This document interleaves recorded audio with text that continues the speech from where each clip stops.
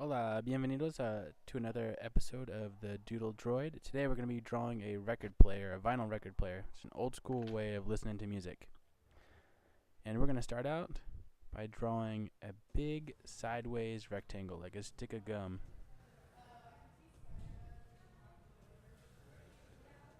Make sure it's pretty long and skinny.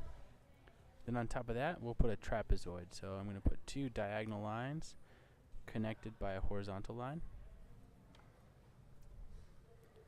And right in the middle, I'm going to do an ellipse or a big oval shape. And that's going to be the actual turntable with the record on it. On the bottom of the ellipse, two little slashes connected by a curved line. Make sure it's the same curve as that first oval. Try to match that curve. In the middle, another little oval. Try to make it the same as the big one, but a little smaller. And then we need to put like a little stick in the middle. That's where you set the record. It goes in the hole in the middle of the record. Now, same shape as we started with. A little rectangle with a trapezoid on top. That's the on-off button. So I'm going to go ahead and write on/off. Over here, a little circle. And I'm going to draw a hexagon around it. This is where you plug in the headphones. And underneath, I'm going to draw a little headphone symbol. Here I'm going to do a diagonal line similar to the side of the trapezoid and just cross it with another horizontal line. That's the slider to change the pitch of the music. Now we need to draw the arm that holds the needle that goes in the grooves of the record. So I'm going to start out with a circle,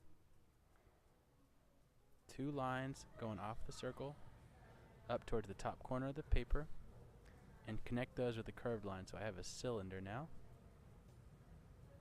And then I'm going to draw a bent line. So it's a line with a little elbow in it. A box on the end with a little tiny line, and that's the needle. So there's the arm that holds the needle and goes in the grooves of the record. I'm going to put a zigzag line across the record to make it look shiny.